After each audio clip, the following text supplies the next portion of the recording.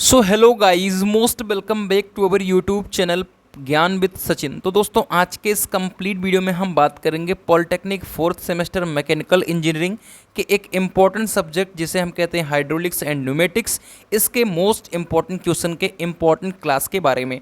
आप सभी की बैक नहीं आएगी, आप सभी के लगभग 30 से 35 नंबर यहीं इस वीडियो से कवर हो जाएंगे। मेरी वीडियो ज़्यादा लंबी नहीं होगी, अप्रॉक्स 1 घंटे सवा 1 घंटे के आसपास बनेगी और इस वीडियो के ही माध्यम से आपके सारे क्वेश्चंस फंस जाएंगे। मैं आप सभी को बता दूं कि मैंने 2-3 क्लासेज आप सभी की कराई हैं, जो भी आपकी क्लासेज हैं, सपोज एनर्जी कंजर्वेशन है, कैड है, मैं सिर्फ उन्हीं टॉपिक को डिस्कस करूंगा जो आपके एग्जाम में आएंगे। बहुत सारा कुछ सिलेबस है, बहुत कुछ है, कुछ नहीं बताने वाला हूं। मेरे प्यारे साथियों, वीडियो को अंत तक देख लेना। अगर आप वीडियो स्किप करते हो तो करो, लेकिन जो इंपॉर्टेंट क्वेश्चन बताऊंगा मेरे प्यारे साथियों, मेरे से अगर वो क्वेश्चन नहीं समझ में आपको आ रहा है, वो टॉपिक नहीं समझ में आ रहा है, तो आप भले उस टॉपिक को मत समझो, ठीक है, लेकिन जो क्वेश्चन बताऊंगा वो आपके एग्ज़ाम में एक्यूरेट आ जाएगा कल के दिन। तो भैया क्वेश्चन मिस मत करना, प्लीज़ अंत तक देख लेना और एग्ज़ाम दे करके आना। इस वीडियो से आप सभी मैच करा लेना 30 नंबर आपके फंस गए कि नहीं फंस गए। डेफिनेटली आपको वही बताऊंगा जो आपके एग्ज़ाम में आएगा। तो चलिए बिना देरी के अपनी इस वीडियो की शुरुआत करते हैं। अगर आप सभी ने ज्ञान विद सचिन एप्लीकेशन को नहीं डाउनलोड किया है तो डाउनलोड कर लीजिए, क्योंकि आगे वाले 5th सेमेस्टर 6th सेमेस्टर सब जगह पर यहीं पर नोट्स की PDF अवेलेबल होगी और PYQ पेपर, ठीक है। तो सारी चीज़ें यहीं पर आपको मिलने वाली हैं, तो आप सभी ज़रूर इसे क्या करें, डाउनलोड कर लें। आगे बढ़ते हैं और अपने हाइड्रोलिक्स एंड न्यूमेटिक्स के हम कुछ इंपॉर्टेंट पॉइंट्स को पढ़ते हुए आगे बढ़ेंगे। पहला हमारा टॉपिक आता है प्रॉपर्टीज़ ऑफ फ्लूइड, यानी तरल के गुण, ठीक है। आप सभी को बता दूं कि एक ऐसा इंपॉर्टेंट क्वेश्चन है जो आपके एग्जामिनेशन में 100% आने वाला है। मतलब ये कभी ऐसा कोई सेट नहीं बना जहां पर प्रॉपर्टीज़ ऑफ फ्लूइड ना पूछा जाता हो। तो भैया इनकी प्रॉपर्टीज़ को आपको पता होना चाहिए। जैसे घनत्व क्या है, यानी द्रव्यमान बटे आयतन। आप सभी को श्यानता पूछ सकता है, पृष्ठ तनाव पूछ सकता है। कभी कभी क्या पूछता है कि प्रॉपर्टीज़ ऑफ फ्लूइड जितने भी हैं उनकी व्याख्या करो, जो कि 5 नंबर में देगा। और कभी कभी क्या होता है 3, 4 या 5 दे देता है, एक नंबर के हिसाब से, ठीक है। तो पर्टिकुलर पूछता है या आपसे पूरा मिक्स पूछता है, आपको याद होना चाहिए। तो ये आपके लिए +5 नंबर देने वाला है। पहला ही इंपॉर्टेंट क्वेश्चन आपके स्क्रीन पर है। तो चलिए एक एक करके डिस्कस करते हैं। जैसा कि पहले ही मैंने बताया है कि बहुत शॉर्ट वे में मैं बताता हूँ, ज़्यादा मैं चीज़ों को अंदर तक नहीं ले जाऊँगा। आपको इतना ओवरव्यू दे दूँगा कि आप एग्ज़ाम में कुछ लिख सको, कुछ जानकारी प्राप्त कर जो है आपसे प्राप्त रहेगी वो कुछ लिख सको। जैसा कि डेंसिटी का मतलब घनत्व क्या होता है, घनत्व बराबर होता है द्रव्यमान बटे आयतन। आपने बहुत सुना है घनत्व बराबर द्रव्यमान बटे आयतन, तो इसके बारे में डेप्थ नहीं जाते। स्पेसिफिक वॉल्यूम जो होता है वो आप सभी के घनत्व का उल्टा होता है, यानी ये क्या होता है, ये आपका आयतन बटे द्रव्यमान होता है। समझ में आ गई बात, आगे बढ़ते हैं। स्पेसिफिक वेट जो होता है वेट पर मास होता है। वेट यानी W बराबर mg, मास m से m कट गया तो यहाँ पर क्या बचा, ग्राम, ठीक है। चलिए, तो आप सभी को स्पेसिफिक वेट का पता चल गया कहानी। चलिए, तो यहाँ पर g यहाँ पर mg, ये ग्राम नहीं है, या यहाँ से मेरे से भी मिस्टेक थोड़ी सी हो गई। यहाँ पर g का मतलब स्पेसिफिक ग्रेविटी, W बराबर mg आपने सुना होगा, ठीक है। तो ये मीटर पर सेकंड स्क्वायर हो गया, ठीक है। चलिए, ये त्वरण आप सभी जान रहे हो ना, ठीक है। चलिए, स्पेसिफिक ग्रेविटी आप सभी यहाँ पर स्पेसिफिक ग्रेविटी का देख सकते हो, specific of the substance upon specific gravity of standard substance, ठीक है। इसको आप देख लीजिएगा। फिर से मैं बता दूं कि इंग्लिश में नहीं है, कुछ प्रॉपर्टीज़ हैं जिन्हें मैंने इंग्लिश में लिख दी थी उस टाइम, लेकिन इसको मैं पूरी तरीके से हिंदी में आप सभी को बताने वाला हूँ। अगर स्पेसिफिक ग्रेविटी को अगर नहीं समझ पाए तो स्पेसिफिक ऑफ द सब्सटेंस मतलब पदार्थ, और स्पेसिफिक ग्रेविटी, ठीक है, आप स्टैंडर्ड सब्सटेंस, इतना आप जान लो। स्टैंडर्ड मतलब एक मानक, सब्सटेंस मतलब पदार्थ। स्पेसिफिक का हिंदी तो मुझे प्रॉपर नहीं समझ में आता, लेकिन ग्रेविटी का मतलब आप त्वरण समझ सकते हो, ठीक है। गुरुत्वीय त्वरण समझ सकते हो, कुछ भी आप समझ लो, ठीक है। समझ में आ गई बात। चलिए, तो इतना आप याद रखना, स्पेसिफिक ऑफ द सब्सटेंस, किसी भी पदार्थ का स्पेसिफिक, और एक स्टैंडर्ड सब्सटेंस का स्पेसिफिक ग्रेविटी, ये आपका क्या होता है, स्पेसिफिक ग्रेविटी होता है, ठीक है। विस्कोसिटी क्या है, विस्कोसिटी एक फ्लूइड की ऐसी प्रॉपर्टी है जो आपके 2 एडजेसेंट लेयर हैं, जैसे आपका ये 2 लेयर है, ठीक है, इसके बीच में क्या करता है, शियर स्ट्रेस, ठीक है। शियर स्ट्रेस को क्या करता है, रेजिस्ट करता है, मतलब हटाता है।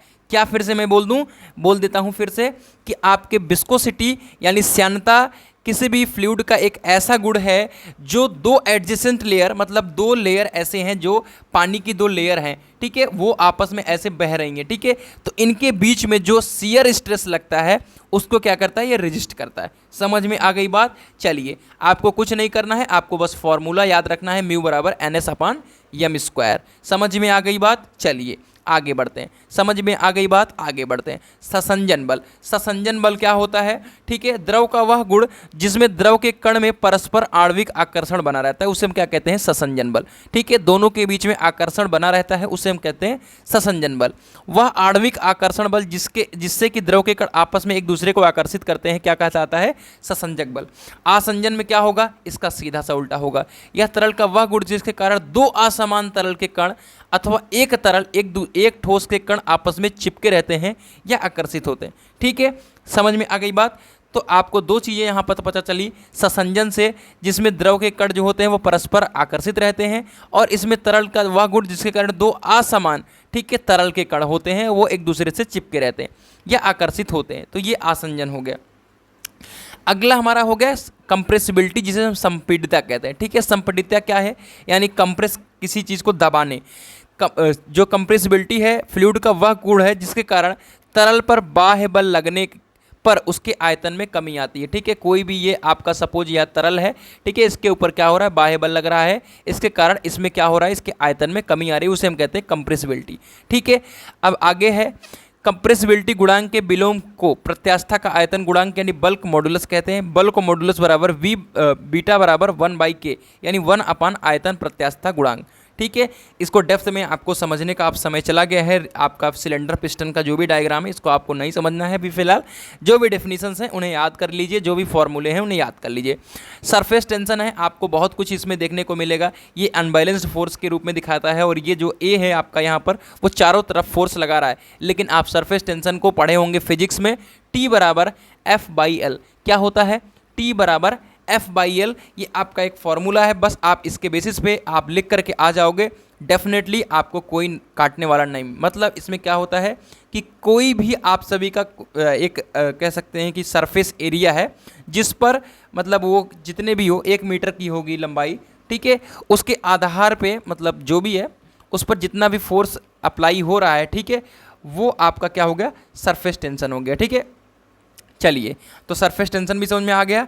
तो आपकी फ्लूइड की सारी प्रॉपर्टीज़ मैंने कवर कर दी है। चलिए, यहाँ पर आपका केशिकात तो बचा है जिसे हम कैपिलरिटी कहते हैं। मतलब इसमें क्या होता है कि एक ऐसी स्मॉल डायमीटर की ट्यूब होती है, जैसे कोई आप एक कंटेनर ले लो, इसमें स्मॉल डायमीटर की ट्यूब डालोगे, जैसे ही ट्यूब डालोगे तो इसमें पानी का स्तर चढ़ता रहता है। ठीक है, अब यही आपका क्या कहलाता है? कैपिलरी। ध्यान से समझिए इसमें क्या लिखा है। When the small diameter tube less than 6 mm, 6 mm से लेस होती है, is inserted in a liquid. ठीक है, तो क्या होता है कि liquid in the tube respect to the other surface, this phenomena is known as capillarity. मतलब पानी उसमें ऊपर चढ़ने का जो फिनोमिना है उसे हम क्या कहते हैं? कैपिलरिटी। ठीक है, चलिए, तो इतनी चीज़ें आप सभी को पता चल गई। अब हम चलते हैं कहाँ पर? दूसरा चैप्टर है। एक चैप्टर से यही एक क्वेश्चन बनता है और कोई क्वेश्चन बनने वाला नहीं है। फालतू में आपको कोई परेशानी नहीं होनी। ठीक है, चलिए तो आगे बढ़ते हैं। अगला हमारा क्या रहने वाला है? अगला हमारा रहने वाला है प्रेशर वाला चैप्टर। तो इसमें क्या पूछा जाता है मैं बता दूं कि इसमें बहुत सारे टॉपिक्स हैं, लेकिन आपको जो चीज़ पढ़नी है वो मैं बता दे रहा हूं। ठीक है, परेशान नहीं होना है। बहुत सारे एटॉमिक प्रेशर और सारी एब्सोल्यूट प्रेशर, ठीक है, इनका कुछ भी आपको ज़्यादा नहीं परेशान होना है। ठीक है, बस आपको इसमें टॉपिक जो है वही पढ़ना है, प्रेशर मेजरमेंट। क्या पढ़ना है? Pressure measurement. इसमें इन्वर्टेड यूट्यूब है, डिफरेंशियल यूट्यूब है, लेकिन इसमें जो सबसे इम्पोर्टेंट है वो है आपका बॉर्डन ट्यूब प्रेशर गेज। क्या है? बॉर्डन ट्यूब प्रेशर गेज। अब बॉर्डन ट्यूब प्रेशर गेज क्या है? देख सकते हैं कि एक इलेक्ट्रिकल सेक्शन है। ठीक है, यहाँ पर एक धातु नली लगी है जहाँ का हमको प्रेशर मापना होता है। ये इसको यहीं पर इंसर्ट करते हैं जहाँ का प्रेशर मुझे मापना होगा। ठीक है, उसके बाद क्या होता है यहाँ ध्यान से समझ लीजिए। यहाँ पर देखिए एक क्या कहते हैं इसको? रैक और पिनियन। हाँ, इसे रैक और पिनियन कहते हैं। तो रैक और पिनियन के फॉर्मेट का कुछ यहाँ पर लगा हुआ है। ठीक है, अब होता क्या है कि जैसे ही यहाँ पर लिक्विड को ये जो ट्यूब है इसको इंसर्ट करते हैं जहाँ का हमको क्या करना होता है? प्रेशर मेजरमेंट करना होता है। तो यहाँ का पूरा तनाव बढ़ता है। अब जैसे ये तनाव बढ़ता है तो क्या होता है, ये इधर की तरफ निकल ऊपर की तरफ उठना चाहता है, ये सीधा होना चाहता है एक तौर पे कह सकते हैं। अब जब सीधा होना चाहता है तो इसमें जो रैक और पिनियन से ये टच है, ठीक है, तो रैक और पिनियन से जो टच है ये इससे जो बीच में आपका लगा हुआ है प्रेशर गेज, उससे ये टच है। तो जैसे ये ऊपर की तरफ जाएगा ये पीछे इस तरफ खींचेगा, और जैसे खींचेगा तो ये आपका घूमेगा रैक और पिनियन, और जब घूमेगा तो इसमें लगा है क्या, एक आपका एरो टाइप का जो लगा है, जो गेज मापने वाला एक यंत्र लगा है, वो कुछ इस तरीके से आपका, ठीक है, इस तरीके से आपका ये जो ये है ये इधर की तरफ जाएगा, और जहाँ पर जाकर रुकेगा वहीं का मेजरमेंट हमको हो जाएगा। तो मुझे लगता है कि मेरी भावनाओं को आप सभी अच्छे तरीके से समझ रहे हो इसमें क्या हो रहा है, ठीक है। इसमें ये हो रहा है कि जहाँ का हमको प्रेशर मेजरमेंट करना है वहाँ पर हम इसको डुबाएंगे, लगाएंगे, उसके बाद इसमें क्या होगा, जैसे ही इसका प्रेशर बढ़ेगा, इसका टेंशन तनाव बढ़ेगा, उसके बाद क्या होने वाला है इसमें ध्यान से देखिए, ये अपनी अवस्था से सीधा होना चाहेगा। जब सीधा होना चाहेगा तो जो इसमें डोरी लगी हुई है ये इसको खींचेगी, जैसे ये खींचेगी तो ये रैक और पिनियन मूव करेगा, और जब ये मूव करेगा तो इसके अंदर जो लगा हुआ तीर है ये अपने रीडिंग की तरफ आगे बढ़ेगा, और जहाँ पर जाकर रुकेगा वहाँ पर रीडिंग ले लेंगे। बस यही लिखना है इसमें। पढ़ लेते हैं पूरी थ्योरी को, बाकी मैंने आप सभी को समझा दिया। और इसमें डायग्राम इंपॉर्टेंट है, अगर आप इसका डायग्राम बना देते हो तो क्या होगा कि आपको 100% नंबर मिल जाएंगे। अगर नहीं बनाओगे तो समझ लीजिए कि नंबर का 30 क्या आधा हो जाता है, 2.5 नंबर मिलता है, ठीक है। इस प्रेशर गेज का आविष्कार ई बोर्ड का नाम, ठीक है, ई बोर्ड के नामक व्यक्ति ने किया था, जिसे इसे मॉडर्न प्रेशर गेज भी कहते हैं। इस गेज का वर्किंग प्रिंसिपल जो है, एक इलेप्टिकल काट वाली नली में दाब लगाकर कोई फ्लूइड घुसाया जाता है। ये फिर से मैं यहाँ पर हाईलाइट कर देता हूँ, इलेप्टिकल सेक्शन, ठीक है। बस यही हाईलाइट करने से ही आपको नंबर प्रॉपर तरीके से मिलते हैं, ठीक है। कोई फ्लूइड को घुसाया, उसकी सेक्शन सर्कुलर होने का प्रयत्न करती है, उसका जो सेक्शन है वो सर्कुलर होने का प्रयत्न करती है इलिप्टिकल से। इस प्रवृत्ति के कारण मुड़ी हुई नली सीधी होने का प्रयत्न करती है, ठीक है। जो मैंने बताया कि मुड़ी हुई नली जो है वो सीधी होने की प्रयत्न करेगी, और उसमें जो डोरी लगी हुई है, ठीक है, वो कुछ ना कुछ उससे विस्थापित होगी, और कुछ विस्थापित होती है, और नली का यही विस्थापन दाब की माप के रूप में बदल लिया जाता है। तो मुझे लगता है कि मैंने वर्किंग समझा दिया है, बाकी यूजेस समझ लीजिए। इसका जो यूज होता है वो वैक्यूम प्रेशर भी मापा जाता है। स्टीम बॉयलर की अवस्था में उच्च दाब मापने के लिए यूज होता है। और इसी में आपका एक डायाफ्राम प्रेशर गेज है, ठीक है। डायाफ्राम प्रेशर गेज भी सेम काम करता है, बस इसका डायग्राम आपको आना चाहिए। यहाँ पर भी रैक और पिनियन का फॉर्मेट है, ठीक है। बस यहाँ पर जहाँ पर सीधा हम इंसर्ट कर रहे थे, यहाँ पर डायाफ्राम के रूप में हो रहा है। वहाँ पर देख सकते थे डोरी लग रही थी, ठीक है, अब डोरी नहीं लग रही, यहाँ पर डायाफ्राम, यहाँ पर इंसर्ट किया प्रेशर, और ये डायाफ्राम का जो भी डिफ्लेक्शन होगा उसके वजह से इसमें आपके रैक और पिनियन में डिफ्लेक्शन होगा और रीडिंग लिया जाएगा। तो मुझे आशा है कि ये आप सभी उसके आधार पे बहुत ही प्यार से आप सभी लिख सकते हो। आप सभी के ऊपर ये पूरी थ्योरी है, ठीक है। अब यहाँ पर क्या होता है, लहरिएदार एक डायाफ्राम यूज होता है, ठीक है। और इसी की मदद से क्या होता है कि उसमें जब डिफ्लेक्शन होता है तो आपके रैक और पिनियन में डिफ्लेक्शन होगा, विस्थापन होगा, ठीक है, और उसकी मदद से हम रीडिंग ले लेते हैं। डेड वेट प्रेशर गेज है, कभी पूछा नहीं गया है, पूछ लेगा तो बहुत बड़ी बात नहीं है, बाकी आपके सिलेबस में ज़रूर है, लेकिन जो पूछा नहीं गया है तो मैंने उसको ज़्यादा केयर नहीं किया है। चलिए आगे बढ़ते हैं, और बहुत सारी चीज़ों को मुझे बताना है। तो अगला आता है बर्नौली का प्रमेय। वैज्ञानिक का नाम क्या है, डेनियल बर्नौली, ठीक है। डेनियल बर्नौली ने इनका क्या किया था, आविष्कार किया था। किस सिद्धांत पे काम करता है, ऊर्जा संरक्षण के सिद्धांत पे काम करता है, ठीक है। इतना आपने लिख दिया। अब आप सभी यहाँ पर डायग्राम बना देंगे, ठीक है। डायग्राम क्या है कि आपका या कोई यहाँ पर सेक्शन है, और ये आपकी क्या है, एक पाइप है, जहाँ पर P1 B1 A1 यानी A1 सेक्शन है आप सभी का, वॉल्यूम V1 है और प्रेशर P1 है। कोई भी फ्लूइड जो है जा रही है और इधर की तरफ सेक्शन क्या हो जा रहा है, पतला हो जा रहा है, और फिर जब इधर y एक्सिस पे निकल रही है तो उसका प्रेशर P2 है और आपका वॉल्यूम V2 है और सेक्शन A2 है, ठीक है। और दोनों की ऊंचाई H1 H2 है, H2 कम है और H1 ज़्यादा है। बस आपको बर्नौली का थ्योरम यही है, मतलब बर्नौली का यही पूरा डायग्राम है, और इसके वजह से आपको स्टेटमेंट लिखना है और इसका प्रूफ करके दिखाना है, ठीक है। चलिए सारी चीज़ों को एक एक करके हम देख लेते हैं, इसमें क्या क्या आप सभी को समझना है। समझना कुछ नहीं है, जो डायग्राम में है वही आपको समझना है। क्या क्या है कि कोई भी असंपीड्य या अस्यांद्रव, ये बहुत इंपॉर्टेंट है, ये बहुत इंपॉर्टेंट है। हाइलाइटर निकाल लेता हूँ जरा। असंपीड्य, इसको अगर आपने हाईलाइट कर दिया तो बस आपके एग्जामिनर को पता चल गया कि आपको एक्चुअल नॉलेज है। कोई भी अनकम्प्रेसिबल जो लिक्विड है क्या कर रही है, एक ट्यूब के अंतर्गत, ठीक है, रेखीय प्रवाह में प्रवाहित हो रही है एक स्थान से दूसरे स्थान तक, ठीक है। उसके मार्ग के प्रत्येक बिंदु पर प्रति एकांक आयतन की कुल ऊर्जा का योग जो है वो नियतांक है, मतलब कांस्टेंट है प्रत्येक जगह पर, प्रत्येक सेक्शन पर, ठीक है। और जो इसका फॉर्मूला है वो है P half rho v square plus rho g h बराबर कांस्टेंट। यही आपका एक फॉर्मूला है और यही आपका बर्नौली प्रूफ है कि दाब बराबर गतिज प्लस स्थितिज दाब ऊर्जा प्लस गतिज ऊर्जा प्लस स्थितिज ऊर्जा बराबर कांस्टेंट। समझ में आ गया। अब बर्नौली प्रमेय के अंतर्गत हम कौन कौन सी एजम्पशन लेते हैं उसको ध्यान से देख लेते हैं। एजम्पशन क्या क्या है। ये फ्लो जो होता है एक स्टीम लाइन के अंदर फ्लो होता है। फ्लो जो फ्लूइड होता है वो नॉन विस्कस होता है। नॉन विस्कस की हिंदी क्या हो गई, अश्यान। क्या हो गया, अश्यान होता है। दूसरा हो गया यानी म्यू बराबर 0 होता है। फ्लो इज स्टडी, मतलब आपका जो फ्लो होता है वो स्टीडी फ्लो होता है। आगे मुझे लगता है कि स्टीडी फ्लो के बारे में मैंने बताया होगा, ठीक है, अभी समझ में आ जाएगा। फ्लूइड जो होता है वो आइडियल होता है और फ्लूइड इनकम्प्रेसिबल होता है। ये एजम्पशन है, ठीक है। प्रूफ जैसा कि मैंने बताया कि एक्स वाई नली जो है एक्सिस के ऊपर, ठीक है, आपका जो भी द्रव है वो गया और वहाँ पर शुरुआत वाले यानी एक्स सिरे पर दाब क्षेत्रफल वेग जो होगा P1 A1 और V1 है, और उसके साथ साथ जो वाई सिरे पर है वो P2 A2 B2 है। तो जो यहाँ पर मैं वॉल्यूम कह रहा था मेरे प्यारे साथियों, वॉल्यूम का तो अलग केस हो गया।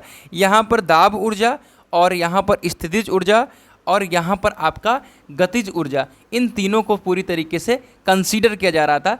तो यहाँ पर जो V को वॉल्यूम की तरफ से रिप्रेजेंट किया जा रहा था वो वहाँ पर फिलहाल के लिए वेग के रूप में है, ठीक है। तो वहाँ पर वेग के रूप में है, तो मेरे से बोलने में जो मिस्टेक हुई है उसके लिए मैं आप सभी से माफ़ी मांगना चाहता हूँ। चलिए, तो आप सभी देख सकते हो कि x सेक्शन पर क्या है P1 A1 V1 है और y सेक्शन पे क्या है P2 A2 V2 है, ठीक है। अब हम पहले 1 सेकंड के लिए निकालेंगे। 1 सेकंड के लिए निकालेंगे जो भी x सिरे पर विस्थापन हो रहा है, तो विस्थापन जो है वहाँ पर जो हो रहा है वो कार्य के रूप में हो रहा है और कार्य बराबर जो होगा वो बल गुणे विस्थापन होता है, ठीक है। तो एक x सिरे पर जो भी द्रव प्रवेश कर रहा है उस पर जो भी कार्य हो रहा है वो W बराबर बल गुणे विस्थापन। तो क्या हो जाएगा F इंटू एस, ठीक है। बल क्या होता है, बल होता है आप सभी का F बराबर ma और विस्थापन यहाँ पर s। तो यहाँ पर जो हो जाएगा वो हो जाएगा P1 A1 B1 और इसी तरीके से y सिरे पर क्या हो जाएगा P2 A2 B2। तो ये आपको याद रखना है कि x सिरे पर जो प्रवेश करने वाला द्रव है वो जो कार्य कर रहा है वो P1 A1 B1 का कार्य कर रहा है और y सिरे पर P2 A2 B2 काम कर रहा है, ठीक है। अब हम इसका दोनों का नेटवर्क निकालेंगे तो एक दूसरे को माइनस कर देंगे और फिर जब माइनस करेंगे तो आप सभी का क्या हो जाएगा, यहाँ पर A1 V1 ये जब उधर की तरफ जाएगा, ये इधर की तरफ जब इक्वल के साइन के उधर जाएगा, ठीक है, तो क्या हो जाएगा, उधर जाएगा तो प्लस में हो जाएगा P2 A2 B2 हो जाएगा। अब इन दोनों को हमने क्या किया A1 B1 बराबर A2 B2, इसको हमने क्या कर दिया बराबर कर दिया। और घनत्व बराबर क्या होता है द्रव्यमान बटे आयतन, ठीक है। घनत्व बराबर क्या होता है द्रव्यमान बटे आयतन, तो m बराबर m बाई रो हो जाएगा, ठीक है। ये हो गया आप सभी का। तो यहाँ से A1 B1 बराबर A2 B2 बराबर आपका घनत्व बराबर द्रव्यमान बटे आयतन की वैल्यू यानी m बाई रो निकल के आ गया। अब हम इक्वेशन नंबर 1 में A1 B1 और A2 B2 जो है उसको हम m बाई रो के रूप में क्या कर लेंगे, चेंज कर लेंगे। तो P1 into M by rho हो जाएगा और इधर P2 into M by rho हो जाएगा। कंटिन्यूटी इक्वेशन है A इंटू बी बराबर कॉन्स्टेंट, ठीक है, वो आप सभी जान जाओगे। तो इस तरीके से आप याद कर लेना और P1 माइनस P2 हो जाएगा और m बाई रो हो जाएगा, ये इक्वेशन नंबर 2 बन जाएगा। तो एक इक्वेशन ये बन गई है और एक इक्वेशन हमारी कहाँ पर बनी थी पहले, अभी फ़िलहाल के लिए हमारी एक इक्वेशन जो बनी है ये बनी है, ठीक है। चलिए, तो 2 इक्वेशन हमारी तैयार है। तीसरी आपकी गतिज ऊर्जा और स्थितिज ऊर्जा को है। गतिज ऊर्जा क्या होता है और स्थितिज ऊर्जा क्या होता है आप सभी को पता होना चाहिए। गतिज ऊर्जा हाफ mv² है, तो आपका जो वेग है v1 v2 है, तो आप सभी को पता होना चाहिए कि 2 वेग है तो हाफ mv1² और हाफ mv2² हो जाएगा। और इसका हम जब नेट निकालेंगे तो हाफ v2² माइनस v1² हो जाएगा। इसी तरीके से स्थितिज ऊर्जा mgh होता है, w बराबर mgh होता है, तो mgh1 हो जाएगा और mgh2 हो जाएगा, तो mgh1 माइनस h2 हो जाएगा, ठीक है। क्लियर हो गई बात। चलिए, उसके बाद हम क्या करेंगे, इसकी नेट ऊर्जा निकाल लेंगे। जब नेट ऊर्जा निकालेंगे सबकी वैल्यू रख देंगे। उसके बाद जब इसको हम पूरी तरीके से सॉल्व करेंगे तो क्या निकल कर आ जाएगा। बहुत आपका लंबा कैलकुलेशन तो नहीं है, बट इसे आप स्क्रीनशॉट ले लीजिएगा और जब वैल्यू को रखोगे और जब सिंप्लीफाई करोगे तो बहुत आसानी से आपको पता चल जाएगा कि P plus half rho b square plus rho g h बराबर कॉन्स्टेंट। ठीक है, इस तरीके से दोनों तरफ वैल्यू एक सेम आ जाएगी और फिर इसको एक तरफ लेकर के इसको हम कॉन्स्टेंट लिख देते हैं। ठीक है, तो ये आपका बर्नौली थ्योरम है। अगर मैं बर्नौली थ्योरम को अच्छे तरीके से डेप्थ में एनालिसिस करके बताऊंगा तो अप्रॉक्स 30 मिनट के आसपास बर्नौली थ्योरम चला जाएगा। ठीक है, तो इसलिए बर्नौली थ्योरम आपके लिए इंपॉर्टेंट तो है, लेकिन अगर आपने पहले से पढ़ा है तो ठीक है, वरना आप सभी इस नोट्स को लेकर के हमारे आप बर्नौली थ्योरम को रिवाइज कर सकते हो। जिन स्टूडेंट्स को नोट्स ये चाहिए, आप सभी आज के ही दिन में 9369041920 पे क्या कर लेना है, आपको व्हाट्सएप कर लेना है। ठीक है, व्हाट्सएप कर लेना है आपको, और ये नोट्स की जो प्राइस है वो 49 रुपीज़ है। ठीक है, तो आप सभी व्हाट्सएप कर लोगे तो मैं आपको ये PDF दे दूंगा और आपकी तैयारी बहुत धाकर तरीके से हो जाएगी। कंटिन्यूटी इक्वेशन आप सभी देख सकते हो, A1 B1 बराबर A2 B2 यानी A इंटू V बराबर कॉन्स्टेंट होता है। अब आपको प्रूफ के रूप में ध्यान से देखना है। जैसे आपने बर्नौली थ्योरम में देखा कि यहाँ पर जो सेक्शन है एक्स एक्सिस पे, वहाँ का जो वेग है B1 है और आपका सेक्शन जो है A1 है, और यहाँ पर वेग B2 है और यहाँ पर सेक्शन A2 है। ठीक है, जो द्रव है हमारा असंपीड्य और अश्यान द्रव है। ठीक है, और उसमें धारा प्रवाहित हो रही है। और उसके बाद बस कुछ नहीं है, माना कि नली के XY सिरे पर परिच्छेद क्षेत्र A1 A2 तथा द्रव के प्रवाह का वेग V1 V2 है और घनत्व दोनों का समान है, रो है। तो बस एक्स सिरे पर जो 1 सेकेंड में प्रवेश करेगा वो A1 B1 हो गया, और वाई सिरे पर जो प्रवेश करेगा A2 B2 हो जाएगा। और यहाँ पर आपका जो वॉल्यूम है दोनों के लिए क्या है, समान है, तो A1 V1 बराबर A2 B2 हो जाएगा। और जो आपके द्रव के अविनाशता के नियम है वो M1 बराबर M2 है। ठीक है, तो उसके आधार पे ये आपका क्या हो जाएगा, A इंटू V बराबर कांस्टेंट। ठीक है, तो रो से रो यहाँ पर हटा दो, या दोनों कांस्टेंट है तो हटाने का ही लॉजिक है। ठीक है, तो ये आपका क्या हो गया, स्टेटमेंट पहले देख लीजिए कंटिन्यूटी इक्वेशन का। जब किसी असमान परिच्छेद की घर्षण रहित नली में एक असंपीड्य व अश्यान द्रव धारा रेखीय रूप में प्रवाहित होता है, तब प्रवाह के प्रत्येक बिंदु पर परिच्छेद क्षेत्रफल व द्रव के प्रवाह का वेग या गुणनफल जो होता है वो नियत होता है। मतलब A1 B1 बराबर A2 B2 यानी A इंटू V बराबर कॉन्स्टेंट। ये आपका कंटिन्यूटी इक्वेशन है। ठीक है, चलिए, तो ये भी पूछा जा सकता है और ये भी पूछा जा सकता है। ठीक है, बाकी इसका एजम्पशन जो है यही है कि आपका इनकम्प्रेसिबल फ्लो ऑफ वाटर है, द फ्लो स्टडी है, और कांस्टेंट डेंसिटी ऑफ वाटर लिया जाता है। तो चलिए आगे चलते हैं और क्वेश्चंस आप सभी के जो भी इंपॉर्टेंट है उनको हम बताने की कोशिश करते हैं। इसी में एक क्वेश्चन आता है रेनॉल्ड नंबर। रेनॉल्ड नंबर क्या करता है, मैं एक शॉर्ट वे में बता देता हूँ। देखिए, बहुत सारे आपके द्रव के प्रवाह हैं, जैसे लैमिनार है, टर्बुलेंट है। ठीक है, तो ये जो रेनॉल्ड नंबर है यही फाइंड करता है कि कौन सा द्रव का जो प्रवाह है वो लैमिनार है यानी स्तरीय है, कौन सा टर्बुलेंट है। ठीक है, तो इसके लिए आपको रेनॉल्ड नंबर रो VD अपॉन म्यू, ठीक है, ये याद होना चाहिए।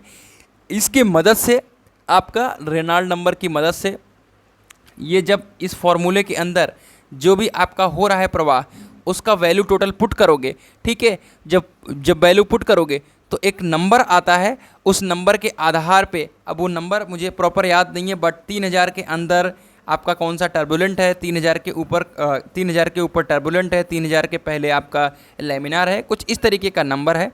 आप उसे एक बार ज़रूर देख लीजिएगा। उसी के आधार पे आपका पता चल जाता है रेनॉल्ड नंबर से कि कौन सा आपका टर्बुलेंट है और कौन सा लैमिनार है। ठीक है, तो रेनॉल्ड नंबर में बस इतना ही है आप सभी का कि हम रेनॉल्ड नंबर की सहायता से किसी भी द्रव के प्रवाह में वह टर्बुलेंट है कि लैमिनार है उसको फाइंड करते हैं, और ये फार्मूले की मदद से फाइंड करते हैं। इस फार्मूले में जितनी भी वैल्यूज़ हैं हमको पुट करेंगे और जो नंबर आता है उसको हम एक मानक के रूप में यूज करते हैं, और उस मानक के आधार पे पता चल जाता है कि हमारा कौन सा फ्लो होने वाला है। ठीक है, चलिए तो आगे बढ़ते हैं, और भी हम बहुत सारे जो टॉपिक्स हैं उनको कवर करेंगे। तो कौन कौन से लिक्विड फ्लो हैं उसको देख लीजिएगा। पहला हमारा स्टेडी फ्लो है। ठीक है, स्टेडी फ्लो है यानी स्थिर प्रवाह। इस फ्लो के अंतर्गत किसी भी बिंदु पर फ्लूइड के प्रॉपर्टीज़ क्या होते हैं, जैसे वेग, दाब, घनत्व आदि समय के साथ नहीं बदलते।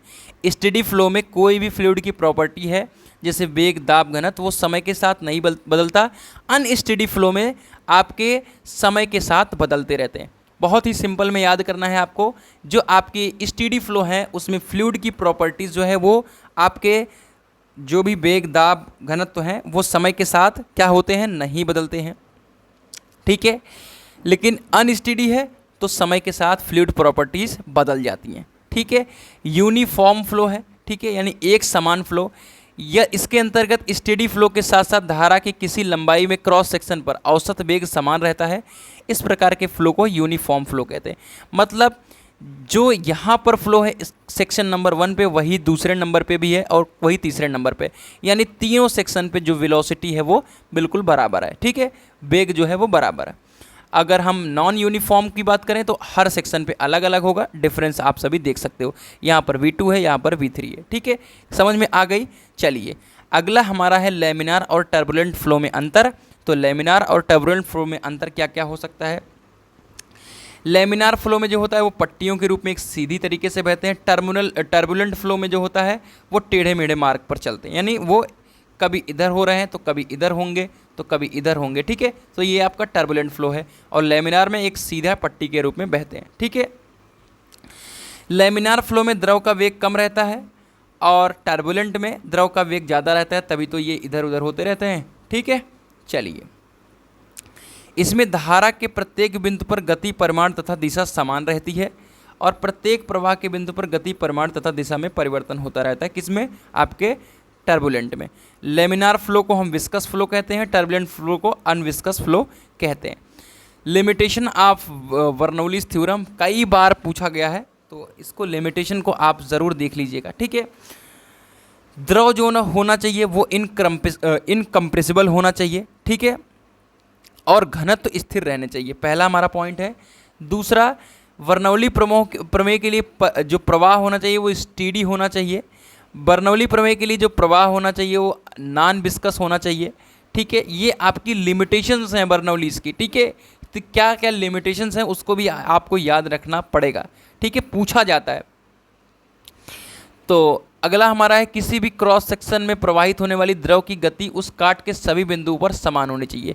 यानी कोई भी आपका द्रव प्रवाह हो रहा है किसी भी ट्यूब वगैरह में तो सभी जगह पर एक समान होना चाहिए, ठीक है।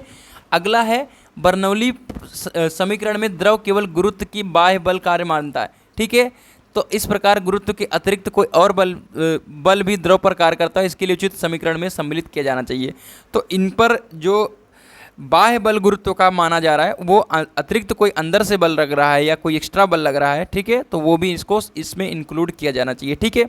और टर्बुलेंट फ्लो की जो भी यही तेज़ी से आपकी द्रव प्रवाहित हो रही है टर्बुलेंट, तो इस प्रकार आंतरिक ऊर्जा जो हानि हो रही है उसको लिए भी एक कोई समीकरण इनको बनाना पड़ेगा, मतलब बनाना चाहिए। ये आपके लिमिटेशन है बर्नौलीज चर्चा के, ठीक है। तो चलिए आगे बढ़ते हैं, और भी बहुत सारे हमारे क्वेश्चन हैं उनको हम देखेंगे। इसके बाद हमारा 2 टॉपिक आता है, एक आपका आता है साइफन और एक आपका आता है वाटर हैमरिंग। क्या आता है, वाटर हैमरिंग, ठीक है। एक वाटर हैमर आता है और एक आपका आता है साइफन, ठीक है। तो साइफन पूरे चांसेज हैं एग्ज़ाम में आने के, तो वो मैं समझा देता हूँ। साइफन क्या होता है कि ये पहाड़ियों पर यूज किया जाता है। अब इसका यूज किस तरीके से किया जाता है कि यहाँ पर एक लॉन्ग जगह खाली होती है, टीला वगैरह होता है, जिसकी वजह से यहाँ और यहाँ की कनेक्टिविटी नहीं हो पाती, ठीक है। लेकिन ऊपर की तरफ क्या होता है कि स्पेस हमें मिल जाता है, तो हम कुछ ऐसा यूज करते हैं कि जिससे हमारे यहाँ पर पानी जो है वो मिल जाए। तो किस तरीके से होता है यूज, यहाँ पर एग्जाम्पल दिया गया है, उसे आप समझ लीजिएंगे तो काम हो जाएगा। जैसे कोई भी आपका जगह है और उससे हमको पानी निकालना है, तो आप क्या करते हो, उसमें एक पाइप डालते हो और दूसरे एरिया पे क्या करते हो, दूसरे जगह पर क्या होते हैं, अंगुली से क्या करते हो, दबा लेते हो, ठीक है। तो दबा लेते हो तो उसके बाद क्या होता है कि जब उसको दूसरे पात्र में डाल के बाद में उंगली को हटाते हो तो उसमें पानी बहना शुरू हो जाता है। बस उसी प्रिंसिपल पर ये काम करता है।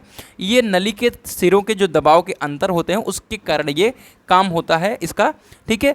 तो बस इतना ही आपको इसमें जानना है और ये आपको क्या करना है, ये डायग्राम बना देना है और बस डायग्राम बना करके आपको चले आना है और वहाँ पर इसके बारे में लिख देना है। साइफन के सिद्धांतों पर काम करने वाले नलों से बहुधा जल की पहाड़ियों या टीलों पर ऊंची भूमि से होते हैं और किसी घाटी के पार पहुंचाने का काम किया जाता है। ऐसे साइफन में टीले ऊंचाई स्थिति पर नल में फंसी हुई वायु के निकास के लिए वाल्व का होना आवश्यक है। ठीक है, और यहाँ पर एक रोक के लिए सिस्टम बनाए रहते हैं, जैसा कि आप अंगुली से किसी चीज़ को रोकते हो। ठीक है, तो ये था आपका साइफन। और अब ये वाली पीडीएफ मेरी समाप्त हुई। चलिए मैं दूसरी पीडीएफ पर आपको लेकर के चलता हूँ, जो कि हमारी सबसे इम्पॉर्टेंट पीडीएफ है। इसके बाद मैं लास्ट पार्ट पढ़ा रहा हूँ, इसमें आधे घंटे हो सकते हैं लग जाएंगे बहुत कुछ बताने में।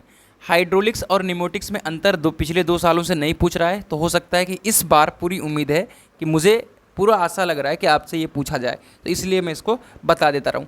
ठीक है, हाइड्रा का मतलब होता है लिक्विड और न्यू का मतलब होता है गैस। पहला डिफरेंस हो गया। हाइड्रोलिक जो है लिक्विड पर काम करता है और न्यूमेटिक जो है वो गैस पर काम करता है। ठीक है, हाइड्रोलिक को हम बहुत तेज़ी से आगे पीछे नहीं कर सकते और न्यूमेटिक को हम बहुत तेज़ी से आगे पीछे कर सकते हैं। 2 डिफरेंस हो गया। हाइड्रोलिक में जो ऑयल का प्रयोग करते हैं उसे हल्के दबाव में आगे नहीं भेजा जा सकता है, हाइड्रोलिक का प्रेशर ज़्यादा होता है। ठीक है, और जबकि न्यूमेटिक सिस्टम में बहने वाले एयर या गैस बहुत ही आसानी से पाइपलाइन के माध्यम से दूर तक ले जाए जा सकते हैं। ठीक है, लीकेज होने पर सिस्टम धीमा हो जाता है और लीकेज का प्रभाव कम पड़ता है। कहाँ पर? हाइड्रोलिक उसमें न्यूमेटिक में।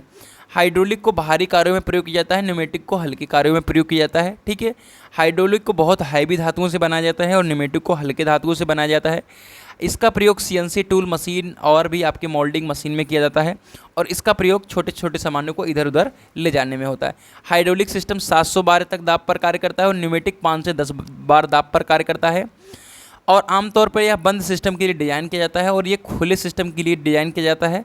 वज़न में ये भारी होता है, वज़न में ये हल्का होता है। ठीक है, चलिए उसके बाद आता है ऑयल पावर हाइड्रोलिक सिस्टम, उसके बाद न्यूमेटिक्स। ठीक है, तो ऑयल पावर हाइड्रोलिक सिस्टम क्या होता है? ठीक है, इसमें जो भी पावर का ट्रांसमिशन होता है, जो स्थानांतरण होता है, वो किसके द्वारा होता है? वो फ्लूइड के माध्यम से होता है। ऑयल पावर हाइड्रोलिक सिस्टम वह सर्किट है जिसमें बल और शक्ति का स्थानांतरण फ्यूल के माध्यम से होता है। साधारणतः तरल के रूप में एक तेल का प्रयोग किया जाता है, हाइड्रोलिक फ्लूइड जिसे हम कहते हैं। ठीक है, और हाइड्रोलिक फ्लूइड जो होता है वो सामान्यतः पानी की तरह होता है या कुछ तेल के रूप में इसे यूज करते हैं। ठीक है, और किसी भी मशीनरी में शक्ति का स्थानांतरण इस फ्लूइड के माध्यम से होता है। ठीक है, इसे हम 2 तरीके से बांटते हैं, एक हाइड्रोस्टैटिक और एक हाइड्रोकाइनेटिक। ठीक है, चलिए तो इसको आप सभी नोट्स के माध्यम से पढ़ लेना। नोट्स कहाँ पर मिलेगा? आप इस पर व्हाट्सअप कर लेना, मैं आपको नोट्स प्रोवाइड कर दूंगा। ठीक है, 9369041920 और आपको नोट्स के लिए 49 रुपीज़ पे करना होगा। ठीक है, तो इसको लेकर के आप सभी इसको अच्छी तरीके से पढ़ लेंगे। ठीक है, बहुत थ्योरी है। न्यूमेटिक सिस्टम, न्यूमेटिक जो है वो ग्रीक वर्ड से लिया गया है जिसका मतलब है ब्रीथ ऑफ लाइफ, गैस यांत्रिकी है ये। ठीक है, इसमें जो भी कार्य किया जाता है वो दाबित गैस, प्रेशराइज्ड गैस के कारण किया जाता है। ठीक है, और यहाँ पर गैसों के व्यवहार का अध्ययन उसकी विरामावस्था या गति की अवस्था में करते हैं। गैस यांत्रिकी में वायु शक्ति से संबंधित उपकरणों और यंत्रों का अध्ययन किया जाता है, जैसे एयर कंप्रेसर हो गया, गैस टरबाइन हो गया, न्यूमेटिक सिस्टम हो गया। ठीक है, इसकी भी 2 शाखाएँ हैं, एरोस्टैटिक हो गया और एरोडायनेमिक्स हो गया। इसको भी आप सभी पढ़ लेना। ठीक है, और इंडस्ट्रियल एप्लीकेशन जैसा कि यांत्रिक के बारे में मैकेनिकल में क्लच, गियर, लीवर है, वैद्युत में मोटर, स्विच गियर, जनरेटर है, हाइड्रोलिक में वाल्व, पंप, मोटर है, न्यूमेटिक में वाल्व और कंप्रेशर है। ठीक है, इसको आप ज़रूर देख लीजिएगा। आगे बढ़ते हैं, पास्कल्स का लॉ आप सभी पढ़ लीजिएगा। ठीक है, बहुत इजी है, बहुत इजी सा डेफिनेशन है। ठीक है, बस इसमें कुछ नहीं है, बस इस डायग्राम के ऊपर है और यहाँ पर जो 2 कंपोनेंट लेते हैं उसके आधार पर है। ठीक है, चलिए और मैं थ्योरी निकाल देता हूँ आप सभी के लिए। Components of hydraulic system. ठीक है, तो हाइड्रोलिक सिस्टम का कंपोनेंट आप सभी 100% पढ़ लेना। ठीक है, हाइड्रोलिक सिस्टम का जो कंपोनेंट है वो आप सभी 100% पढ़ लेना। ये डेफिनेशन आप सभी अगर ये आप डायग्राम बना देते हो तो आपका पूरी तरीके से काम हो जाएगा। तो इसमें क्या क्या टॉपिक्स हैं? एक हाइड्रोलिक एक्चुएटर है। हाइड्रोलिक एक्चुएटर क्या होता है उसको समझ लीजिए। हाइड्रोलिक एक्चुएटर जो होता है इस प्रकार कार्य करता है, जैसे कोई भी काम हो रहा है उसमें और वो तेज़ी ला देता है। ठीक है, जैसे कि इसमें दिया है, इसका उपयोग कार्य करने के लिए द्रव शक्ति को यांत्रिक शक्ति में परिवर्तित किया जाता है। हाइड्रोलिक जो एक्चुएटर है, एक्चुएटर हाइड्रोलिक सिलेंडर या हाइड्रोलिक मोटर हो सकता है। मैं फिर से बता दूं कि एक्चुएटर जो है वो बीच में काम करने वाली एक इक्विपमेंट्स होती है जिसमें वो जो भी हमारा काम हो रहा है उसमें और भी वो इंक्रीमेंट कर देता है। हाइड्रोलिक पंप जो है ये इसका प्रयोग जो होता है कोई भी चीज़ को मतलब हाइड्रोलिक पंप का उपयोग रिजर्वोयर से द्रव को यांत्रिक ऊर्जा और हाइड्रोलिक सर्किट के शेष हिस्सों को हाइड्रोलिक एनर्जी परिवर्तित करने के लिए किया जाता है। वाल्व है, वाल्व को आप पढ़ लीजिएगा। और यहाँ पर मोटर है, रिजर्वोयर जहाँ पर ऑयल को रखते हैं, पाइपिंग सिस्टम जहाँ से एक स्थान से दूसरे स्थान पर ले जाते हैं, कोई भी कचरा वगैरह ना फंसे उसके लिए फ़िल्टर यूज होता है, और प्रेशर को मेंटेन रखने के लिए प्रेशर रेगुलेटर यूज होता है। ठीक है, इसी तरीके से आगे बढ़ते हैं और आगे चीज़ों को हम कर लेते हैं। हाइड्रोलिक आप सभी का रेगुलेटर पूछा जाता है या सील पूछा जाता है। सील का ये मतलब है कि कोई भी लिक्विड हमारा बाहर ना आए, इसके लिए हम हाइड्रोलिक सील का प्रयोग करते हैं। तो इसको भी आप बना करके लिख सकते हैं। ठीक है, और लास्ट ईयर पूछा भी गया है। न्यूमेटिक सिस्टम का बेसिक कंपोनेंट देख लेते हैं। ठीक है, इसमें एक एयर टैंक होता है जो कंप्रेस्ड एयर की निश्चित मात्रा को रखता है। ठीक है, एक कंप्रेसर होता है जो वायुमंडल से वायु को कंप्रेस करता है, और एक वैद्युत मोटर होता है जो प्राइम मूवर जो कंप्रेसर को चलाता है, या प्राइम मूवर होता है जो आपके कंप्रेसर को चलाता है। ठीक है, और एक वाल्व होता है जो वायु की दिशा, दाब और प्रवाह दर को नियंत्रित करता है। एक्चुएटर जो होता है वो हाइड्रोलिक एक्चुएटर के समान ही होता है, और पाइपिंग सिस्टम होती है जो एक जगह से दूसरे जगह पर आपके किसको लेकर जाती है, आपके जो भी एयर है, वायु है। ठीक है, ये आपका सिस्टम है, इसको आप ज़रूर देख लीजिएगा। अब हम आते हैं एक लास्ट टॉपिक के ऊपर। जो हमारा लास्ट टॉपिक है वो उसमें यही आपका दिखा दे रहा हूँ क्या है हमारा लास्ट टॉपिक। आप प्रेशर रेगुलेटर को ज़रूर पढ़ लीजिएगा, ये आपका नियंत्रण करने के लिए होता है किसी चीज़ को। ठीक है, और लुब्रिकेटर एक सिस्टम है जहाँ पर हम काम कर रहे हैं, वहाँ पर ये लुब्रिकेशन प्रोवाइड करता है। ठीक है, न्यूमेटिक एयर सिलेंडर का मेंटेनेंस है। ठीक है, इसको आप देख लीजिएगा। चलिए हम उस टॉपिक के ऊपर आपको लेकर चलते हैं जहाँ पर आपका 5 नंबर क्लियर होने वाला है। आपका एक अगला टॉपिक है जो आपके एग्ज़ाम में आया रहेगा 2024 में, जा कर के देख लेना। वो टॉपिक है आपका हाइड्रोलिक ब्रेक। हाइड्रोलिक ब्रेक क्या है, इसको ध्यान दीजिए। ये आपके पास्कल के नाम लॉ पर काम करता है। पास्कल्स के लॉ का ये मतलब है कि कोई भी आपका बंद एरिया है, वहाँ पर लिक्विड है, तो एक जगह पर जो प्रेशर हम लगाते हैं वो पूरे लिक्विड के ऊपर लगता है। इसके ही आधार पे काम करता है। यहाँ पर एक स्प्रिंग की व्यवस्था होती है। यहाँ पर ब्रेक पैडल है, जैसे ही आप ब्रेक अप्लाई करते हो, ठीक है, ब्रेक अप्लाई करते हो, ये आपका सिलेंडर पिस्टन का अरेंजमेंट है, आगे बढ़ेगा, और इस पर जो प्रेशर लगता है वो पाइप के माध्यम से इन दोनों व्हील के सिलेंडर पर समान तरीके से लगता है, और यहाँ पर लगा होता है ब्रेक शू, और ब्रेक शू अप्लाई होता है और आपका दोनों चक्का जो होता है वो बिल्कुल लॉक हो जाता है। तो कुछ इसी तरीके का आपका है, ये थ्योरी है, आप देख लीजिएगा। हाइड्रोलिक ब्रेक जो है वो द्रव के द्वारा कार्यरत होते हैं और ये पास्कल के नियम पर कार्य करते हैं। हाइड्रोलिक ब्रेक में मुख्यतः एक सिलेंडर होता है जिसमें लगा पिस्टन ब्रेक पैडल से संबंधित रहता है। सिलेंडर में एक स्प्रिंग लगी होती है जो पिस्टन पर बल लगाकर पिस्टन को दाईं ओर आगे की तरफ बढ़ाती है। ठीक है, बस थ्योरी है, आप इस डायग्राम को जब तक नहीं बनाओगे तब तक नंबर नहीं मिलेगा। मुख्य सिलेंडर एक पाइप के माध्यम से व्हील सिलेंडर से जुड़ा रहता है। व्हील सिलेंडर में 2 पिस्टन लगे होते हैं। व्हील सिलेंडर के अंदर भी 2 पिस्टन लगे होते हैं जिसकी मदद से जो ब्रेक अप्लाई होता है ब्रेक शू की तरफ, ब्रेक शू से संबंध रहते हैं। ब्रेक शू की बाह्य सतह पर एक घर्षण पदार्थ की लाइनिंग रहती है जो ब्रेक ड्रम के विरुद्ध दाब लगा करके ब्रेकिंग क्रिया को प्राप्त करती है। ठीक है, वाहन की गति को घटाने या रोकने के लिए ब्रेक पैडल को दबाया जाता है और मुख्य सिलेंडर का पिस्टन बाईं ओर चलता है और सिलेंडर से भरे द्रव को दबाता है, जिससे सारे तंत्र का द्रव दाब बढ़ जाता है और व्हील सिलेंडर में भी द्रव का दाब बढ़ जाता है, जिससे दोनों पिस्टन पर बाहर की ओर दाब बढ़ता है और ब्रेक ड्रम के विरुद्ध ब्रेक शू पर दाब लगता है और ब्रेक ड्रम द्वारा ब्रेक लाइनिंग के मध्य घर्षण उत्पन्न होकर पहियों का वेग कम हो जाता है या रुक जाता है। अगला हमारा आता है हाइड्रोलिक रैम। हाइड्रोलिक रैम क्या होता है, ध्यान से देखिए, इसको ध्यान से देखिए। ठीक है, कि जैसे यहाँ पर आपका कोई जल सोर्स है, जैसे मैंने अभी साइफन के बारे में बताया था, उसी तरीके का कुछ सिद्धांत है ये, और यहाँ पर ये एक टंकी है, यहाँ तक हमको जल को पहुँचाना है। तो हम क्या करते हैं कि यहाँ पर जल सोर्स को हम छोड़ते हैं और यहाँ पर एक सप्लाई वाल्व लगा रहता है, इसको हम बंद करके रखते हैं। ठीक है, इस डायग्राम को देखो इसको। ठीक है, यहाँ पर एक वेस्टेज वाल्व लगा रहता है जहाँ पर आपका जो भी द्रव रहता है वो ऊपर की तरफ निकल जाता है, और यहाँ पर एक आपका डिलीवरी वाल्व होता है।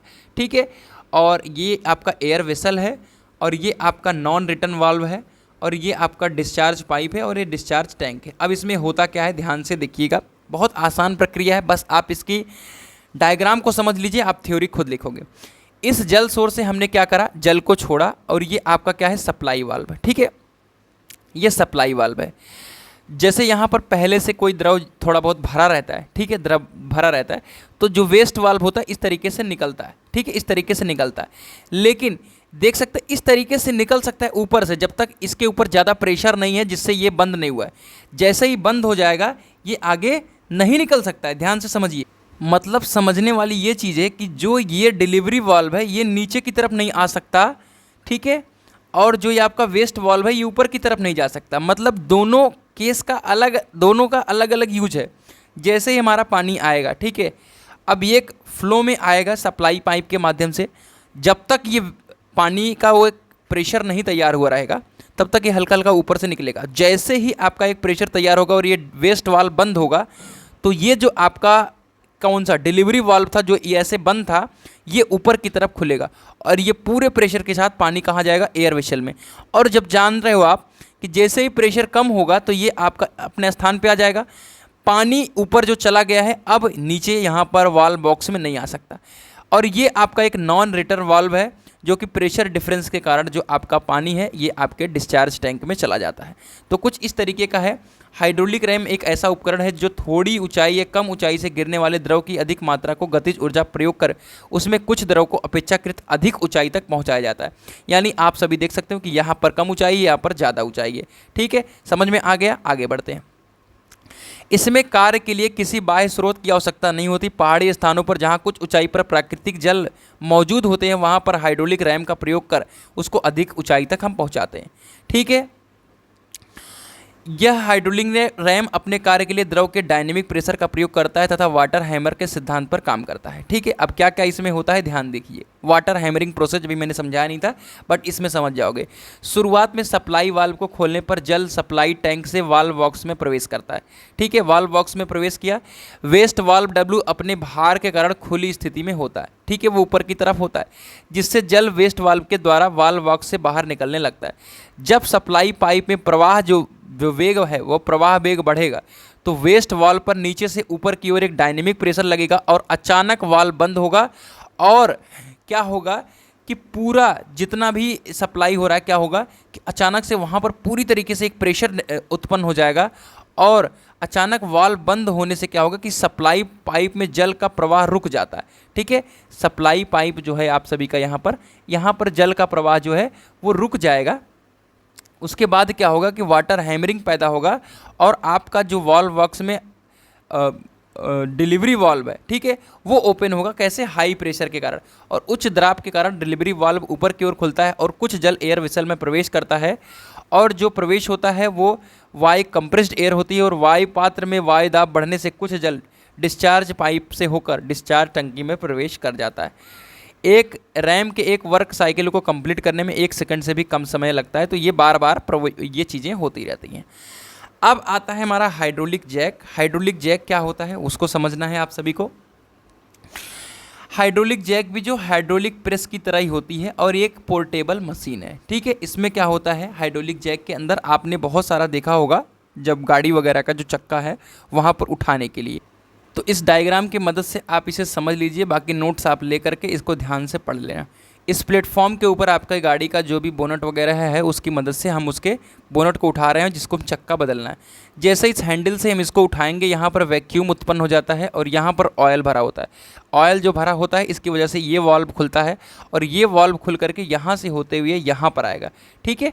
और ये आप सभी को पास्कल के नियम से पता है कि सब जगह पर एक लगता है प्रेशर और उसकी वजह से आपका ये प्लेटफॉर्म जो है ऊपर रैम जो है ऊपर की तरफ जाएगा और आपका जो भी गाड़ी वगैरह है उठ जाएगा। यहाँ पर ध्यान से देखिएगा, ये पहिए को मरम्मत करने के लिए होता है। हाइड्रोलिक जैक में दाईं ओर प्लंजर, ठीक है, जिससे एक हत्थे की सहायता से ऊपर नीचे चलाया जा सकता है और दूसरी ओर रैम होता है जिसके ऊपर उठाए जाने वाले भार को टिकाने के लिए एक प्लेटफॉर्म होता है और रैम का प्लंजर जो क्षेत्रफल है प्लंजर से अधिक होता है।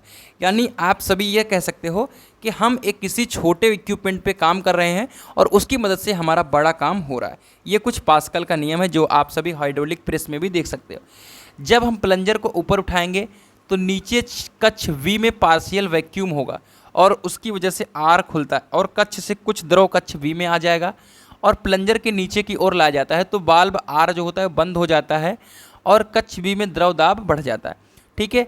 जब ये जो आर है, जैसे फिर इसको अगेन जब पहले ऊपर हमने उठाया तो यहाँ से वैक्यूम हुआ और ऊपर गया, और फिर जब हमने इसको नीचे लाया तो बार जो वाल्व आर है वो बंद हो जाएगा, और फिर से ये जो जो द्रव है ये बी, जो ये ऑप्शन बी वाला है उसकी तरफ ये मूव करेगा।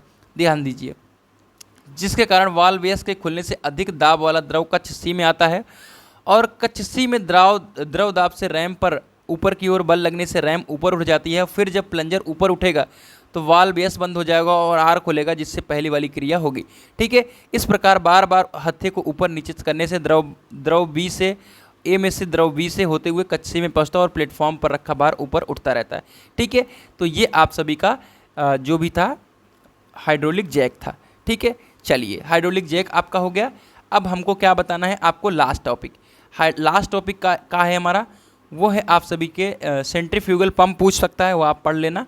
कपलान टरबाइन, ठीक है, कपलान टरबाइन है और एक फ्रांसिस टरबाइन होगा। ठीक है, तो कपलान टरबाइन और फ्रांसिस टरबाइन पढ़ेंगे। पहले हम फ्रांसिस टरबाइन पढ़ लेते हैं, फिर उसके बाद हम कपलान टरबाइन पढ़ेंगे।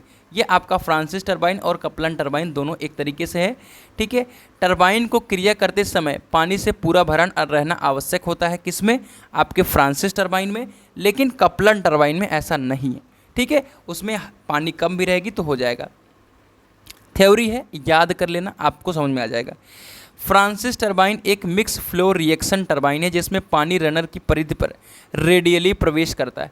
ठीक है, ये आपका यहाँ पर एक रनर लगा होता है और यहाँ से जो पानी है ये आपका कह सकते हैं कि क्रॉस सेक्शन है। इसको डायग्राम को बस आपको याद करना पड़ेगा। यहाँ पर आपका एक रनर टाइप का लगा होता है, तो यहाँ पर जा करके आपका प्रवेश करता है। ठीक है, और एक्सियली बाहर निकलता है। यह टरबाइन सामान्यतः मीडियम हेड के लिए प्रयोग किया जाता है। पेन स्टॉक द्वारा पानी टरबाइन तक पहुंचता है और एक स्पाइरल केसिंग में प्रवेश करता है। इस केसिंग की सेक्शन का क्षेत्रफल पानी के प्रवेश पर अधिकतम होता है और प्रवाह की दिशा में धीरे धीरे कम होता है। यानी जब शुरुआत होता है तो वहाँ पर तेज़ी रहती है और बाद में धीरे धीरे कम होता है। ठीक है, गाइड वाल्व का काम पानी को रनर परिधि पर सरल रूप से प्रवेश कराना होता है और रनर से पानी का निकास एक्सियली होता है। और आता तो रेडियली है पानी, लेकिन निकास जो होता है वो एक्सियली होता है, और जहाँ से क्या किया जाता है वो टेल रेस में भेज दिया जाता है और फिर पुनः वह काम में आता है। जब पानी रनर वेन से प्रवाहित होता है इसकी दाब ऊर्जा कम होती है और गतिज ऊर्जा बढ़ती है। रनर फलकों की विशेष आकृति के कारण वेनस के प्रवेश और निकाय के बीच अंतर स्थापित हो जाता है और दाब के अंतर के कारण वेनस पर बल लगता है, जिससे रनर अपनी ऊर्ध्वाधर शाफ्ट पर घूमने लगता है। इस प्रकार रनर पर मैकेनिकल एनर्जी प्राप्त होती है। फ्रांसिस टरबाइन से 150 मेगावाट तक शक्ति प्राप्त होती है। इस टरबाइन की दक्षता लगभग 88% के आसपास होती है। ठीक है, बाकी इम्पल्स टरबाइन और रिएक्शन टरबाइन के बीच में अंतर आपको पढ़ना है। अब आ जाइए आप सभी कपलान टरबाइन पे। कपलान टरबाइन जो होती है एक फ्रांसिस टरबाइन है और वह इन स्थानों पर प्रयोग की जाती है जहाँ पर लो हेड होता है। ठीक है, जहाँ पर लो हेड होता है और वहाँ पर क्या हो रहा था, मीडियम और हाई हेड हो रहा था। ठीक है, चलिए यहाँ पर पानी की अधिक मात्रा उपलब्ध है। ठीक है, के अतिरिक्त कपलान टरबाइन के लगभग सभी अंग जैसे सर्पिल, आवरण, ड्राफ्ट ट्यूब आदि फ्रांसिस टरबाइन की भांति होते हैं। इस टरबाइन में पानी पूरा भर कर प्रवाहित होता है। कपलान टरबाइन में रनर पर ब्लेडों की संख्या 3 से 8 तक होती है। इसके रनर पर जल संपर्क की सतह का क्षेत्रफल अपेक्षाकृत कम होता है और कपलान टरबाइन में फ्रांसिस की अपेक्षा घर्षण हानि कम होती है। कपलान टरबाइन से 90 मेगावाट की शक्ति जो होती है उत्पन्न हो जाती है। चलिए लगे हाथ हम लास्ट टॉपिक को कवर कर देते हैं, क्या क्या इसमें है। इम्पल्स टरबाइन और रिएक्शन टरबाइन में अंतर, बहुत चांसेज हैं कि आपसे 100% ये पूछ लिया जाए।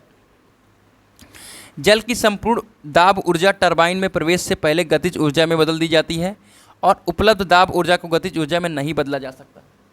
ठीक है, टरबाइन की क्रिया जल के आवेग से प्राप्त होती है। ये दाब ऊर्जा के गतिज ऊर्जा में बदलने से प्राप्त होती है। इसमें जल टरबाइन केसिंग को पूरा भरकर प्रवाहित नहीं होता और इसमें जल टरबाइन को पूरा भरकर प्रवाहित करना होता है। रिएक्शन टरबाइन में केसिंग के बिना चलाई जा सकती है, केसिंग के बिना नहीं चलाई जा सकती। पानी हाई हेड होने पर ही चलाई जा सकती है, लो एंड मीडियम हेड पर होकर भी चलाया जा सकता है। पानी की कम मात्रा होने पर चलाई जा सकती है, पानी का पर्याप्त मात्रा होने पर उपलब्ध होती है। इसकी दक्षता 86% और इसकी दक्षता आवेगी टरबाइन से अधिक होती है। ठीक है, अगर इसका आप नोट्स प्राप्त करना चाहते हो तो मैं फिर से कह दे रहा हूँ 9369041920 पे आप सभी क्या कर लो, आप सभी व्हाट्सएप कर लेना, आपको नोट्स जो है तुरंत मिल जाएगा और आप अपनी तैयारी को थ्योरी सब्जेक्ट की कर सकते हो। तो ये थी आज की छोटी सी वीडियो। बहुत सारी चीज़ें हैं जो आपको नहीं समझ में आई होंगी, मुझे आशा है, और बहुत सारी चीज़ें हैं जो आपको समझ में आई होंगी, लेकिन थ्योरेटिकल टॉपिक है, आप सभी याद करके चले जाओगे तो आपका काम जितना मैंने बता दिया हो जाएगा। तो ये थी एक छोटी सी वीडियो, कैसी रही ज़रूर कमेंट करके बताइएगा। मिलते हैं एक नई वीडियो के साथ, तब तक के लिए बाय बाय, टाटा, love you all, take care.